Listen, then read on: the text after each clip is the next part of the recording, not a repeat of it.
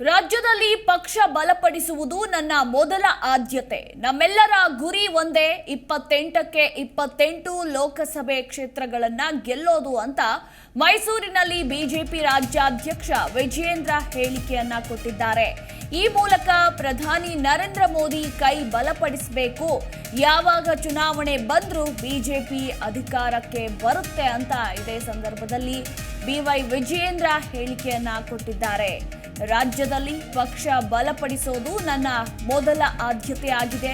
ನಮ್ಮೆಲ್ಲರ ಗುರಿ ಒಂದೇ, 28ಕ್ಕೆ 28 ಲೋಕಸಭೆ ಗೆಲ್ಲೋದು ಅಂತ ಮೈಸೂರಿನಲ್ಲಿ ಬಿಜೆಪಿ ರಾಜ್ಯಾಧ್ಯಕ್ಷ ವಿಜಯೇಂದ್ರ ಹೇಳಿಕೆಯನ್ನ ಕೊಟ್ಟಿದ್ದಾರೆ.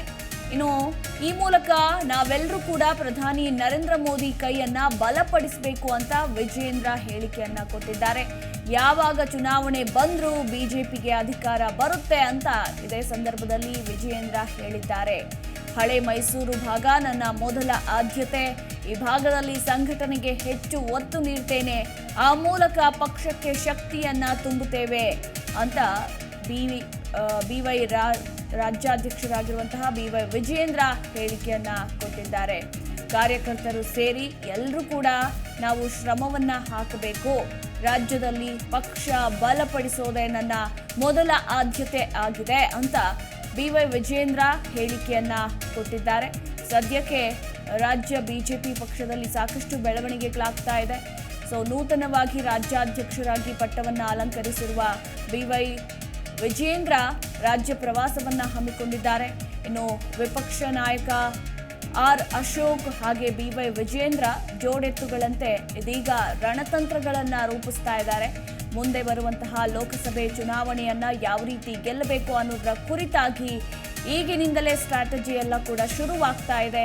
ರಣತಂತ್ರಗಳೆಲ್ಲವೂ ಕೂಡ ಶುರುವಾಗ್ತಾ ಇದೆ ಅಂತಾನೆ ಹೇಳಬಹುದು.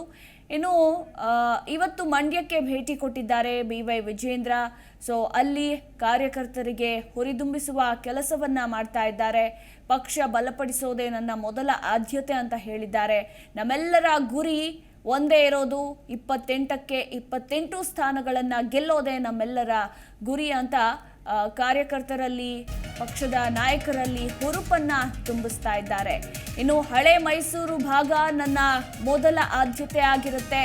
ಈ ಭಾಗದಲ್ಲಿ ಸಂಘಟನೆಗೆ ಹೆಚ್ಚು ಒತ್ತನ್ನ ನೀಡ್ತೇನೆ, ಆ ಮೂಲಕ ಪಕ್ಷಕ್ಕೆ ಶಕ್ತಿಯನ್ನ ತುಂಬುತ್ತೇವೆ. ಕಾರ್ಯಕರ್ತರು ಸೇರಿ ಅದಕ್ಕಾಗಿ ಎಲ್ಲರೂ ಕೂಡ ಶ್ರಮ ಹಾಕ್ತೇವೆ ಅಂತ ಬಿಜೆಪಿ ರಾಜ್ಯಾಧ್ಯಕ್ಷ ಬಿವೈ ವಿಜಯೇಂದ್ರ ಹೇಳಿಕೆಯನ್ನ ಕೊಟ್ಟಿದ್ದಾರೆ. ಹಳೆ ಮೈಸೂರು ಭಾಗ ನನ್ನ ಮೊದಲ ಆದ್ಯತೆ ಆಗಿರುತ್ತೆ. ಈ ಭಾಗದಲ್ಲಿ ಸಂಘಟನೆಗೆ ಹೆಚ್ಚು ಒತ್ತನ್ನ ಕೊಡ್ತೇನೆ, ಈ ಮೂಲಕ ಪಕ್ಷಕ್ಕೆ ಶಕ್ತಿಯನ್ನ ತುಂಬುತ್ತೇವೆ. ಕಾರ್ಯಕರ್ತರು ಸೇರಿ ಎಲ್ಲರೂ ಕೂಡ ಅದಕ್ಕಾಗಿ ಶ್ರಮವನ್ನ ಹಾಕ್ತೇವೆ ಅಂತ ಇದೇ ಸಂದರ್ಭದಲ್ಲಿ ರಾಜ್ಯಾಧ್ಯಕ್ಷ ಹೇಳಿಕೆಯನ್ನ ಕೊಟ್ಟಿದ್ದಾರೆ. ಇನ್ನು ಕಾಂಗ್ರೆಸ್ ರಾಜ್ಯದಲ್ಲಿ ಸಾಕಷ್ಟು ಭರವಸೆಯನ್ನ ನೀಡಿತ್ತು, ಹೀಗಾಗಿ ರಾಜ್ಯದಲ್ಲಿ ಕಾಂಗ್ರೆಸ್ ಅಧಿಕಾರಕ್ಕೆ ಬಂದಿದೆ. ಆದರೆ ರಾಜ್ಯದ ಜನ ನಿರಾಸೆಗೆ ಒಳಗಾಗಿದ್ದಾರೆ. ಸರ್ಕಾರದ ವಿರುದ್ಧ ಜನ ಆಕ್ರೋಶಗಳನ್ನ ಹೊರಹಾಕ್ತಾ ಇದ್ದಾರೆ ಅಂತ ಇದೇ ಸಂದರ್ಭದಲ್ಲಿ ಬಿಜೆಪಿ ರಾಜ್ಯಾಧ್ಯಕ್ಷ ಬಿವೈ ವಿಜಯೇಂದ್ರ ವಾಗ್ದಾಳಿಯನ್ನ ನಡೆಸಿದ್ದಾರೆ. ಕಾಂಗ್ರೆಸ್ ರಾಜ್ಯದಲ್ಲಿ ಸಾಕಷ್ಟು ಭರವಸೆಗಳನ್ನ ಕೊಟ್ಟಿತ್ತು, ಹೀಗಾಗಿ ರಾಜ್ಯದಲ್ಲಿ ಕಾಂಗ್ರೆಸ್ ಅಧಿಕಾರಕ್ಕೆ ಬಂದಿದೆ. ಆದರೆ ರಾಜ್ಯದ ಜನ ನಿರಾಸೆಗೆ ಒಳಗಾಗಿದ್ದಾರೆ. ಸರ್ಕಾರದ ವಿರುದ್ಧ ಜನರು ಆಕ್ರೋಶಗಳನ್ನ ವ್ಯಕ್ತಪಡಿಸುತ್ತಿದ್ದಾರೆ ಅಂತ ಬಿಜೆಪಿ ರಾಜ್ಯಾಧ್ಯಕ್ಷ ಬಿವೈ ವಿಜಯೇಂದ್ರ ವಾಗ್ದಾಳಿಯನ್ನ ನಡೆಸಿದ್ದಾರೆ.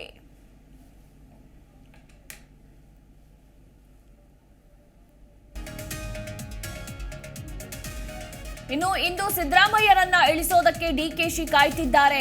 ಕಳೆದ 6 ತಿಂಗಳಲ್ಲಿ ಸರ್ಕಾರ ಮಾಡಿದ ಸಾಧನೆ ಏನು? ನಿಮ್ಮ ಪಕ್ಷದ ಶಾಸಕರು ತಲೆ ಎತ್ತಿಕೊಂಡು ಓಡಾಡೋದಕ್ಕಾಗ್ತಾ ಇಲ್ಲ. ಕೇಂದ್ರದ ಮೇಲೆ ಗೂಬೆ ಕೂರಿಸ್ತಾ ಇರೋದು ಸರ್ಕಾರದ ಸಾಧನೆ. ಬರದ ವಿಚಾರ ಗಂಭೀರವಾಗಿ ತೆಗೆದುಕೊಂಡಿಲ್ಲ ಅಂತ ವಿಜಯೇಂದ್ರ ಇದೇ ಸಂದರ್ಭದಲ್ಲಿ ವಾಗ್ದಾಳಿಯನ್ನ ನಡೆಸಿದ್ದಾರೆ. ಇಂದು ಸಿದ್ದರಾಮಯ್ಯ ಇಳಿಸೋದಕ್ಕೆ ಡಿಕೆಶಿ ಕಾಯ್ತಾ ಇದ್ದಾರೆ. ಕಳೆದ 6 ತಿಂಗಳಲ್ಲಿ ಸರ್ಕಾರ ಮಾಡಿರುವಂತಹ ಸಾಧನೆ ಆದ್ರೂ ಏನು? ನಿಮ್ಮ ಪಕ್ಷದ ಶಾಸಕರು ತಲೆ ಎತ್ತಿಕೊಂಡು ಓಡಾಡೋದಕ್ಕಾಗ್ತಾ ಇಲ್ಲ. ಕೇಂದ್ರದ ಮೇಲೆ ಗೂಬೆ ಕೂರಿಸ್ತಾ ಇದೆ ಈ ಸರ್ಕಾರ. ಕೇಂದ್ರದ ಮೇಲೆ ಗೂಬೆ ಕೂರಿಸ್ತಾ ಇರೋದು ಸರ್ಕಾರದ ಸಾಧನೆ ಆಗಿದೆ. ಬರದ ವಿಚಾರವನ್ನ ಯಾವುದೂ ಗಂಭೀರವಾಗಿ ತೆಗೆದುಕೊಂಡಿಲ್ಲ ಅಂತ ವಿಜೇಂದ್ರ ಇದೇ ಸಂದರ್ಭದಲ್ಲಿ ಕಾಂಗ್ರೆಸ್ ಸರ್ಕಾರದ ವಿರುದ್ಧ ವಾಗ್ದಾಳಿಯನ್ನ ನಡೆಸಿದ್ದಾರೆ.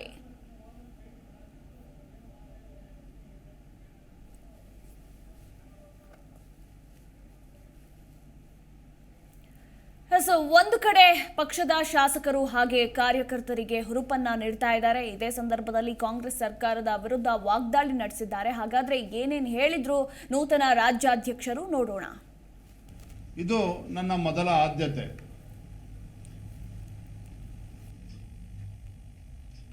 ನಮ್ಮೆಲ್ಲರ ಮುಂದೆ ಇರ್ತಕ್ಕಂಥ ಗುರಿ ಒಂದೇನೆ. ಮುಂದಿನ ಲೋಕಸಭಾ ಚುನಾವಣೆ ಈ ದೇಶದ ಭವಿಷ್ಯವನ್ನು ರೂಪಿಸ್ತಕ್ಕಂಥ ಈ ಲೋಕಸಭಾ ಚುನಾವಣೆಯನ್ನು ಇನ್ನೂ ಹೆಚ್ಚು ಗಂಭೀರವಾಗಿ ತೆಗೆದುಕೊಂಡು ಈ ರಾಜ್ಯದಲ್ಲಿರ್ತಕ್ಕಂಥ 28ಕ್ಕೆ 28 ಲೋಕಸಭಾ ಕ್ಷೇತ್ರಗಳನ್ನು ಗೆಲ್ಲೋದರ ಮೂಲಕ ನರೇಂದ್ರ ಮೋದಿಜಿಯವರ ಕೈಯನ್ನು ಬಲಪಡಿಸಬೇಕು. ಎರಡನೇ ಗುರಿ, ದಕ್ಷಿಣ ಭಾರತದ ಭದ್ರಕೋಟೆ ಆಗಿರ್ತಕ್ಕಂಥ ಭಾರತೀಯ ಜನತಾ ಪಾರ್ಟಿ ಕರ್ನಾಟಕ ಕಳೆದ ವಿಧಾನಸಭಾ ಚುನಾವಣೆಯಲ್ಲಿ ನಮಗೆ ಹಿನ್ನಡೆ ಆಗಿದೆ. ಮುಂದೆ ಯಾವಾಗ ಚುನಾವಣೆ ಬಂದರೂ ಸಹ ರಾಜ್ಯದಲ್ಲಿ ಭಾರತೀಯ ಜನತಾ ಪಾರ್ಟಿ ಸ್ಪಷ್ಟ ಬಹುಮತದೊಂದಿಗೆ ಅಧಿಕಾರಕ್ಕೆ ತರೋದ್ರ ಮುಖೇನ ಭಾರತೀಯ ಜನತಾ ಪಾರ್ಟಿಗೆ ಕರ್ನಾಟಕ ಅಂತ ಹೇಳಿದ್ರೆ ಒಂದು ಸುಭದ್ರ ಕೋಟೆಯಾಗಿ ಪರಿವರ್ತನೆ ಮಾಡ್ತಕ್ಕಂಥದ್ದು ನಮ್ಮ ಉದ್ದೇಶ.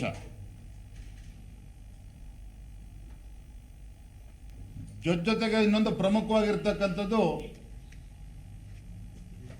ಲೋಕಸಭಾ ಚುನಾವಣೆಗೆ ಎಷ್ಟು ಮಹತ್ವನ ಕೊಡ್ತೀವೋ ವಿಧಾನಸಭಾ ಚುನಾವಣೆಗೆ ಎಷ್ಟು ಮಹತ್ವನ ನಾವು ಕೊಡ್ತೀವೋ, ವಿಧಾನ ಪರಿಷತ್ ಚುನಾವಣೆಗೆ ಎಷ್ಟು ಮಹತ್ವನ ಕೊಡ್ತೀವೋ ಅಷ್ಟೇ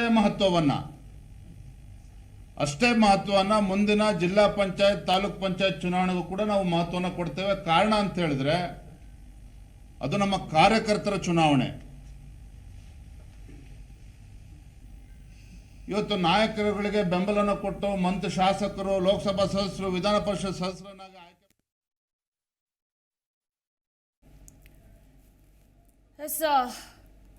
28ಕ್ಕೆ 28 ಲೋಕಸಭೆ ಸ್ಥಾನಗಳನ್ನು ಗೆಲ್ಲೋದೇ ನಮ್ಮ ಮುಖ್ಯ ಗುರಿಯಾಗಿದೆ. ನಮ್ಮೆಲ್ಲರ ಗುರಿ ಇರೋದೇ ಇದೊಂದು. ರಾಜ್ಯದಲ್ಲಿ ಪಕ್ಷವನ್ನು ಬಲಪಡಿಸೋದೇ ನನ್ನ ಮೊದಲ ಆದ್ಯತೆ ಆಗಿರುತ್ತೆ ಅಂತ BY ವಿಜೇಂದ್ರ ಹೇಳಿಕೆಯನ್ನು ಕೊಟ್ಟಿದ್ದಾರೆ. ಮೈಸೂರಿನಲ್ಲಿ ಬಿಜೆಪಿ ರಾಜ್ಯಾಧ್ಯಕ್ಷ ಈ ಮೂಲಕ ಪ್ರಧಾನಿ ನರೇಂದ್ರ ಮೋದಿಯ ಕೈಯನ್ನು ಬಲಪಡಿಸಬೇಕು, ಯಾವಾಗ ಚುನಾವಣೆ ಬಂದರೂ ಕೂಡ ಬಿಜೆಪಿ ಅಧಿಕಾರಕ್ಕೆ ಬರುತ್ತೆ ಅಂತ BY ವಿಜೇಂದ್ರ ಹೇಳಿಕೆಯನ್ನು ಕೊಟ್ಟಿದ್ದಾರೆ.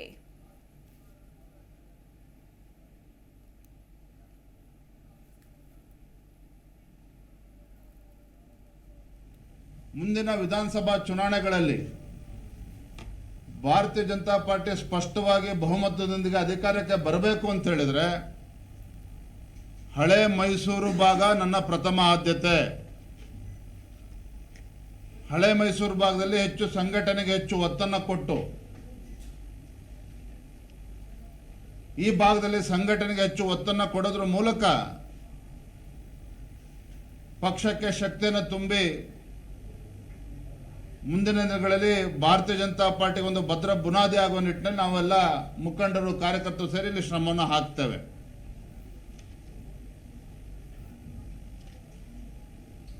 ಆತ್ಮೀಯ ಮಿತ್ರರೇ, ರಾಜ್ಯದಲ್ಲಿ ಕಾಂಗ್ರೆಸ್ ಪಕ್ಷ ಅಧಿಕಾರಕ್ಕೆ ಬಂದು 5.5-6 ತಿಂಗಳಿಗೆ ಕಳೀತಾ ಇದೆ. ಸಾಕಷ್ಟು ನಿರೀಕ್ಷೆಗಳನ್ನು ಹುಟ್ಟಾಕಿತ್ತು ಸರ್ಕಾರ. ಸಾಕಷ್ಟು ಭರವಸೆಗಳನ್ನು ಚುನಾವಣೆ ಸಂದರ್ಭದಲ್ಲಿ ನೀಡಿದ್ರು. ಸಾಮಾನ್ಯ ಜನರ ಕಲ್ಪನೆಗೂ ಮೀರಿ ಭರವಸೆಗಳನ್ನು ನೀಡಿದ್ರು. ಚುನಾವಣೆ ಸಂದರ್ಭದಲ್ಲಿ ಇದರ ಪರಿಣಾಮ ಏನು ಅಂತ ಹೇಳಿದ್ರೆ 136 ಶಾಸಕರೊಂದಿಗೆ ಕಾಂಗ್ರೆಸ್ ಪಕ್ಷ ರಾಜ್ಯದಲ್ಲಿ ಅಧಿಕಾರಕ್ಕೆ ಬಂದಿದೆ. ಆದರೆ ಯಾವ ಭರವಸೆಯನ್ನ ಈ ರಾಜ್ಯದ ಜನರಲ್ಲಿ ಮೂಡಿಸಿದ್ರು ಯಾವ ಆಸೆಗಳಿತ್ತು ರಾಜ್ಯದ ಜನರಲ್ಲಿ ಮೂಡಿತ್ತೋ ಅದೆಲ್ಲವೂ ಕೂಡ ಕಳೆದ 5-6 ತಿಂಗಳ ಇವರ ಆಡಳಿತ ಅವಧಿಯನ್ನು ನೋಡಿ ರಾಜ್ಯ ಕಾಂಗ್ರೆಸ್ ಸರ್ಕಾರದ ವಿರುದ್ಧ ಸಾಲು ವಾಗ್ದಾಳಿಯನ್ನ ನಡೆಸಿದ್ದಾರೆ ಬಿಜೆಪಿ ರಾಜ್ಯಾಧ್ಯಕ್ಷ BY ವಿಜೇಂದ್ರ. ಕಾಂಗ್ರೆಸ್ ರಾಜ್ಯದಲ್ಲಿ ಸಾಕಷ್ಟು ಭರವಸೆಗಳನ್ನು ಕೊಟ್ಟಿತ್ತು. ಹೀಗಾಗಿ ರಾಜ್ಯದಲ್ಲಿ ಅಧಿಕಾರಕ್ಕೆ ಬಂತು. ಆದರೆ ರಾಜ್ಯದ ಜನ ಇದರಿಂದ ಈಗ ನಿರಾಸೆಗೆ ಒಳಗಾಗಿದ್ದಾರೆ. ಸರ್ಕಾರದ ವಿರುದ್ಧ ಜನರು ಆಕ್ರೋಶಗಳನ್ನು ಹೊರಹಾಕ್ತಾ ಇದ್ದಾರೆ ಅಂತ ಇದೇ ಸಂದರ್ಭದಲ್ಲಿ ವಾಗ್ದಾಳಿಯನ್ನ ನಡೆಸಿದರು. ಈ ಬಗ್ಗೆ ಮತ್ತಷ್ಟು ಮಾಹಿತಿ ಕೊಡ್ತಾರೆ ನಮ್ಮ ಪ್ರತಿನಿಧಿ ರಾಘವೇಂದ್ರ. ನಮ್ಮ ಪ್ರತಿನಿಧಿ ಸುರೇಶ್ ಗುಡ್ ಮಾರ್ನಿಂಗ್. ಇವತ್ತು ಮೈಸೂರಿಗೆ ಭೇಟಿ ಕೊಟ್ಟಿದ್ದಾರೆ ನೂತನ ರಾಜ್ಯಾಧ್ಯಕ್ಷ BY ವಿಜೇಂದ್ರ. ಒಂದು ಕಡೆ ಶಾಸಕರಿಗೆ ಹಾಗೆ ಕಾರ್ಯಕರ್ತರಿಗೆ ಹುರುಪನ್ನು ತುಂಬಿಸುವ ಕೆಲಸವನ್ನ ಮಾಡಿದ್ದಾರೆ. ಇದೇ ಸಂದರ್ಭದಲ್ಲಿ ಸರ್ಕಾರದ ವಿರುದ್ಧ ವಾಗ್ದಾಳಿ ಕೂಡ ನಡೆಸಿದ್ದಾರೆ. ಈ ಬಗ್ಗೆ ಹೆಚ್ಚಿನ ಅಪ್ಡೇಟ್. ಅದು ಖಂಡಿತ ಅಂದ್ರೆ ಪ್ರಮುಖವಾಗಿ ಇವತ್ತು ಮೈಸೂರಿನ ಬಿಜೆಪಿ ಕಚೇರಿಗೆ ರಾಜ್ಯಾಧ್ಯಕ್ಷರಾದ BY ವಿಜೇಂದ್ರ ಅವರು ಆಗಮಿಸಿದ್ರು. ಈ ವೇಳೆ ಕಾರ್ಯಕರ್ತರು ಅವರಿಗೆ ಒಂದು ಆತ್ಮೀಯವಾಗಿ ಒಂದು ಸ್ವಾಗತವನ್ನು ಕೂಡ ಕೊಡಿದ್ರು. ಈ ಸಂದರ್ಭದಲ್ಲಿ ಸುದ್ದಿಗೋಷ್ಠಿಯನ್ನು ನಡೆಸಿದಂತ ವಿಜೇಂದ್ರ ಅವರಿಗೆ ಪ್ರಮುಖವಾಗಿ ಕೇಂದ್ರದ ವರಿಷ್ಠರು ಏನು ಒಂದು ಜವಾಬ್ದಾರಿಯನ್ನ ಕೊಟ್ಟಿದ್ದಾರೆ, ಆ ಜವಾಬ್ದಾರಿಯನ್ನ ಇಟ್ಕೊಂಡು ಪಕ್ಷದ ಒಂದು ಬಲವರ್ಧನೆಗೆ ಶ್ರಮಿಸ್ತೀನಿ ಅನ್ನೋ ಒಂದು ಮಾತನ್ನು ಕೂಡ ಹೇಳಿದ್ರು. ಜೊತೆಗೆ ನಮ್ಮ ಗುರಿ ಇರುವಂತದ್ದು ಅಲಯನ್ಸ್ ಆಗಿದ್ದೀವಿ ಈಗ JDS ಜೊತೆ. ಹಾಗಾಗಿ ಕರ್ನಾಟಕದಲ್ಲಿ 28 ಕ್ಷೇತ್ರಗಳನ್ನು ಕೂಡ ಏನ್ ಲೋಕಸಭಾ ಕ್ಷೇತ್ರ ಇದೆ ಎಲ್ಲವನ್ನು ಕೂಡ ಗೆಲ್ತೀವಿ ಅನ್ನೋ ಒಂದು ವಿಶ್ವಾಸವನ್ನು ಕೂಡ ವ್ಯಕ್ತಪಡಿಸಿದ್ರು. ಇನ್ನು ಪ್ರಮುಖವಾಗಿ ರಾಜ್ಯ ಸರ್ಕಾರದ ವಿರುದ್ಧನೂ ಕೂಡ ಸಾಕಷ್ಟು ಕಿಡಿಕನ್ನ ಕಾರಿದ್ರು. ಯಾಕೆಂದ್ರೆ ರಾಜ್ಯ ಸರ್ಕಾರ ಅಧಿಕಾರಕ್ಕೆ ಈಗಾಗಲೇ 6 ತಿಂಗಳಾಗಿದೆ. ಆದ್ರೂ ಕೂಡ ಅವರ ಕಾರ್ಯವೈಖರಿ ಬಗ್ಗೆ ಒಂದು ರೀತಿಯಲ್ಲಿ ಜನರಿಗೆ ಅಸಮಾಧಾನ ಇದೆ. ಯಾವುದೇ ರೀತಿಯಾಗಿ ಶಾಸಕರು ಮತ್ತು ಸಚಿವರ ಜೊತೆಗೆ ಒಂದು ಸಮನ್ವಯತೆ ಇಲ್ಲ. ಎಲ್ಲೋ ಒಂದ್ ಕಡೆ ಸಿದ್ದರಾಮಯ್ಯನವನ್ನ ಕೆಳಗಿಳಿಸಬೇಕು ಅನ್ನೋ ರೀತಿಯಲ್ಲಿ ಅವ್ರವ್ರಿಗೆ ಒಂದು ರೀತಿಯಲ್ಲಿ ಕಾಲನ್ನ ಎಳೆದುಕೊಳ್ಳುವಂತ ಕೆಲಸವನ್ನ ಮಾಡ್ತಾ ಇದ್ದಾರೆ. ಅಭಿವೃದ್ಧಿ ಕಾರ್ಯಗಳು ಕೂಡ ಈಗಾಗಲೇ ಕುಂಠಿತ ಆಗಿದೆ. ಹಾಗಾಗಿ ಎಲ್ಲೋ ಒಂದ್ ಕಡೆ ಇದೊಂದು ಜನವಿರೋಧಿ ಸರ್ಕಾರ ಅನ್ನೋ ರೀತಿಯಲ್ಲೂ ಕೂಡ ವ್ಯಂಗ್ಯವಾಗಿ ಅವರ ವಿರುದ್ಧ ಆಕ್ರೋಶವನ್ನು ಕೂಡ ವ್ಯಕ್ತಪಡಿಸಿದ್ರು. ಇನ್ನು ಪ್ರಮುಖವಾಗಿ ತೆಲಂಗಾಣ ಚುನಾವಣೆ ವಿಚಾರದ ವೇಳೆ ಜಮೀರ್ ಅಹ್ಮದ್ ಅವರು ಏನು ಒಂದು ಸ್ಪೀಕರ್ ಸ್ಥಾನಕ್ಕೆ ಅವಮಾನ ಆಗುವಂತ ರೀತಿಯಲ್ಲಿ ಹೇಳಿಕೆಯನ್ನ ಕೊಟ್ಟಿದ್ದಾರೆ. ಸೊ ಹಾಗಾಗಿ ಈಗ ಇಂತಹ ಒಂದು ಬೇಜವಾಬ್ದಾರಿಯುತವಾದಂತಹ ಒಂದು ಹೇಳಿಕೆಯನ್ನ ನಿಜಕ್ಕೂ ಕೂಡ ಈ ರೀತಿಯಾಗಿ ಕಾಂಗ್ರೆಸ್ ಇದರಿಂದ ನಾವು ನಿರೀಕ್ಷೆ ಮಾಡಿರಲಿಲ್ಲ. ಜೊತೆಗೆ ಇದು ಸರಿಯಾದಂತಹ ಕ್ರಮನೂ ಕೂಡ ಅಲ್ಲ ಅನ್ನೋ ಮಾತನ್ನು ಕೂಡ ಹೇಳಿದ್ರು. ಒಂದು ರೀತಿಯಲ್ಲಿ ಪ್ರಿಯಾಂಕಾ ಖರ್ಗೆ ಅವರು ಏನಿದ್ದಾರೆ, ಸೊ ಅವರು ಕೂಡ ಈಗಾಗಲೇ ದ್ವೇಷದ ರಾಜಕಾರಣವನ್ನ ಮಾಡ್ತಾ ಇದ್ದಾರೆ. ಒಂದು ಅಧಿಕಾರದ ಒಂದು ಅಮಲಿನಲ್ಲಿ ಅವರು ಈಗಾಗಲೇ ತೇಳ್ತಾ ಇದ್ದಾರೆ. ಹಾಗಾಗಿ ಇದೆಲ್ಲವನ್ನೂ ಕೂಡ ನೋಡ್ತಾ ಇದ್ರೆ ಮುಂದೆ ಒಂದು ರೀತಿಯಲ್ಲಿ ಜನರೇ ಇವರಿಗೆ ತಕ್ಕವಾದಂತಹ ಒಂದು ಪಾಠವನ್ನ ಕಲಿಸ್ತಾರೆ. ಕೂಡಲೇ ಅವರು ರಾಜೀನಾಮೆಯನ್ನು ಕೂಡ ಕೊಡಬೇಕು ಅನ್ನೋ ರೀತಿಯಲ್ಲೂ ಕೂಡ ಎಚ್ಚರಿಕೆ ಕೊಟ್ಟರು. ಮಾತ್ರ ಅಲ್ಲ, ಪ್ರಿಯಾಂಕಾ ಖರ್ಗೆ ಕ್ಷೇತ್ರದಲ್ಲಿ ಈಗಾಗಲೇ ಗೂಂಡಾಗಿರಿ ಜೋರಾಗಿದೆ. ರಾಜಕೀಯ ಪುಡಾರಿಗಳು ಬಿಟ್ಟು ನಮ್ಮ ಮುಖಂಡ ಮಣಿಕಂಠ ರಾಠೋಡ್ ಮೇಲೆ ಒಂದು ಹಲ್ಲೆಯನ್ನು ಕೂಡ ಮಾಡ್ತಿದ್ದಾರೆ. ಹಾಗಾಗಿ CM ಅವರು ಪ್ರಿಯಾಂಕಾ ಖರ್ಗೆ ಅವರ ಒಂದು ರಾಜೀನಾಮೆ ಪಡೆಯಬೇಕು ಅನ್ನೋ ಒಂದು ಒತ್ತಾಯವನ್ನು ಕೂಡ ಇದೇ ಸಂದರ್ಭದಲ್ಲಿ ಮಾಡಿರುವಂತದ್ದು. Madhu. Yes, thank you Suresh ನಿಮ್ಮೆಲ್ಲ ಮಾಹಿತಿಗಾಗಿ. ಪ್ರತಿಕ್ಷಣದ ಸುದ್ದಿಗಾಗಿ Zee Kannada news app download ಮಾಡಿ. Live TV, latest updates, entertainment, lifestyle, technology ಸುದ್ದಿ ನಿಮ್ಮ ಅಂಗೈಯಲ್ಲಿ.